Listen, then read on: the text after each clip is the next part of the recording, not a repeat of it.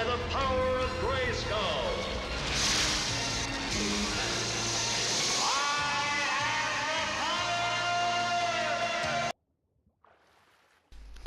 Hello, this is just a quick review for Gwent, the card game from The Witcher.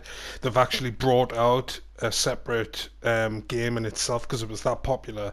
They've brought out a game in itself now, and I'm just going to do a review of that. This is just, I was playing The Witcher before, and it was just a glitch that happened. Ended up walking on water because I think I got onto a little rock that was underneath the water. And then if you look at his feet, I'm just in deep water there, but it's still letting us walk as if I'm wading through the shallow water, so just a little glitch there.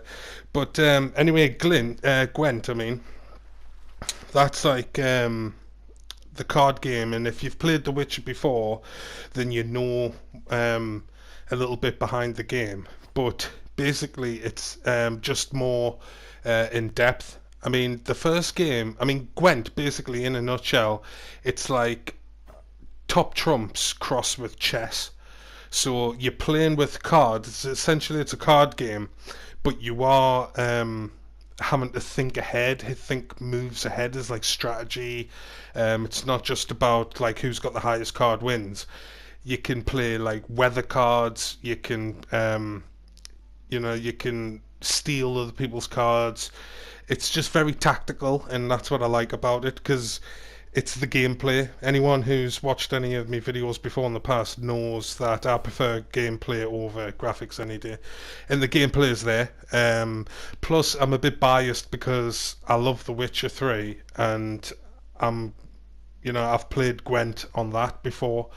You have to as a part of the storyline, so this just appealed to us straight away because obviously I knew what it was all about. Whereas if I hadn't played The Witcher, I don't think I'd give this the time of day. But basically, this is the menu. But basically, what you can do now is you can buy and sell cards. Well, you can buy cards in the shop. You can dismantle your cards. Any like swaps, if you get any swaps, you can dismantle them because you're only allowed a certain amount of cards in your deck to have a valid deck before you start playing. And also, you can, if you like dismantle one of your cards, then you get scraps, and then you can use those scraps to make your own cards. Or you can even use like moon dust or meteorite dust, I think it is, and you can change the value and the picture of the card, because basically at the side of the card it tells you its value and it tells you where on the board it'll be. So if it's got a picture of like a catapult, then it's on the bottom line. If it's got a picture of a bow and arrow, it's on the middle line, and if it's got a picture of a sword, it's on the top line. So you know where each card goes, because if somebody plays like say a weather card and it's torrential rain, then you know torrential rain can only be played on the bottom line. So if you've got siege weapons out, like your catapults and shit like that, and you've got them out and he plays a torrential rain, then it drops all your cards value down to 1 point. So it can totally devastate your powerful lineup that you had. Like I say, it's very strategic. I mean, it sounds like bullshit, but if once you start playing, you'll understand. And this is just it's like on Witcher 3, it gives you a chance to redraw your cards. So before you start the game, you get to see what cards you've got. So you get a chance to swap a few out if you want. On the game, it's only 2, but on this, it's 3. But there's no pressure. You don't have to use all 3 redraws. You can just keep them. There's no obligation to actually swap. So there, can you see where it's like it's a 5 and then it's got a picture of a catapult. And this is a new feature where you can actually aim the attack onto their highest point card.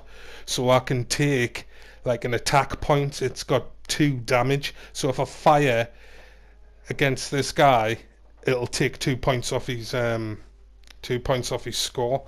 But I think you see how I hit them both, because you can press X and highlight it, and then you can highlight what cards you want to actually attack. And sometimes if cards, like, it depends if the card has got the same picture, sometimes it'll have a special icon where you can actually like double it. If like say it's the picture of the same guy and he's got a picture of two arrows, or like a hand, I think it's a hand, that's it, he's got a picture of two hands like shaking like a handshake. That means if you get another guy with the same picture and a handshake, when you play them both at the same time, it doubles the points and shit like that. So you have to keep your eye open for any little attributes or little power-ups that each card brings, so you can outplay your player. I mean, it could look, because it tells you at the top, you see at the very top left, he's got 6 cards left, and at the very bottom I've got 7. So I know he's got less cards than me. And for all I know, some of them could be weather cards, or, you know, might not necessarily be high scoring cards. If you look here, like, you can get heroes as well, which are impervious to weather and other things like that, and also they'll bring a lot more like special skills and shit.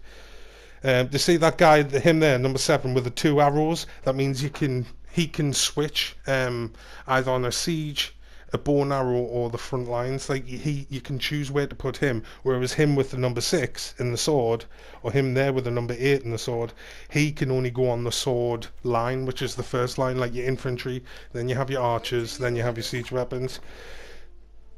So it depends on what cards you've got. Like a Scorch card, that takes the highest card, whatever, even if it's on your side, it'll scorch the highest card. So it's a bit of a cheat.